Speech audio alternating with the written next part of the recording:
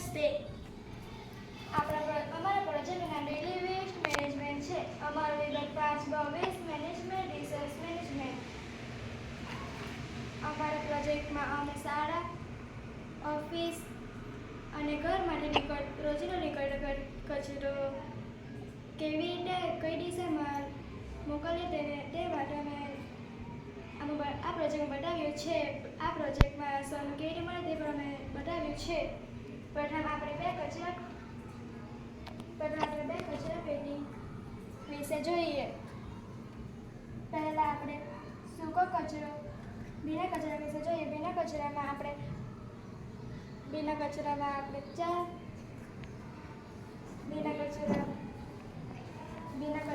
આપણે છાણ અને ગાયનું છાણ ઉમેરી બાયોગેસ અને ઓર્ગેનિક ખાતર બનાવી શકીએ છીએ. હવે આપણે સૂકા કચરો જોઈએ. સૂકા કચરામાં બે પ્રકારનો કચરો હોય છે, એક પ્લાસ્ટિકવાળો કચરો અને એક કાગળવાળો કચરો. પહેલાં આપણે કાગળવાળો કચરો જોઈએ. કાગળવાળા કચરા દ્વારા આપણે રિસાયકલિંગ કરી તેને ફરી ઉપયોગમાં લઈ શકાય છે. તેથી આપણે વૃક્ષો અને જંગલોને બચાવી શકીએ છીએ અને વૃક્ષો કપાતા અટકે છે. હવે આપણે પ્લાસ્ટિકનો કચરો વિશે જોઈએ. પ્લાસ્ટિકના કચરાથી ઘણું પર્યાવરણ પ્રદૂષિત થાય છે અને પર્યાવરણ સુંદર બનતું નથી. તેથી પર્યાવરણમાંથી પ્લાસ્ટિકનો કચરો સળગાવી શકે નહીં અને તેનું વિઘટન પણ થતું નથી. તેથી આપણે તેને વાળવો જોઈએ નહીં અને તેનું રિસાયકલિંગ કરવું જોઈએ. આપણે આ એક શુદ્ધ પાણીની ટાંકી છે.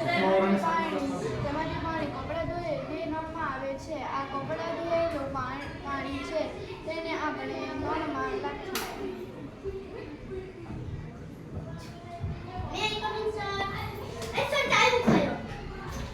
આ પાણી નાખ્યું તો તે ટોયલેટના ફ્લશમાં જાય છે. આથી આપણે આ સાબુવાળું પાણી હોય છે જેને આપણે ટોયલેટના ફ્લશમાં નાખીએ તો તેમાં રાસાયણિક પદાર્થો પણ નાખવાની જરૂર રહેતી નથી. તે જ રીતે આપણે વાસણ ધોઈએ તે પાણીને આપણે ગાર્ડનમાં મોકલી શકીએ છીએ. આપણે સવારે દાંત સાફ કરીએ અથવા હાથ ધોઈએ છીએ તે પાણી બેઝિન દ્વારા આપણે ગાર્ડનમાં મોકલી શકીએ છીએ. આથી પાણીની બચત થાય છે. અંતે આપણે સિંચાઈનું પાણીની બચત કરી શકીએ છીએ તથા બાયોગેસ અને ઓર્ગેનિક ખાતર પણ મેળવી શકીએ છીએ. તેથી આપણે એક પ્રકારનું સોનું ઉત્પન્ન કર્યું હોય એ જાણી શકીએ છીએ. અસ્તુ.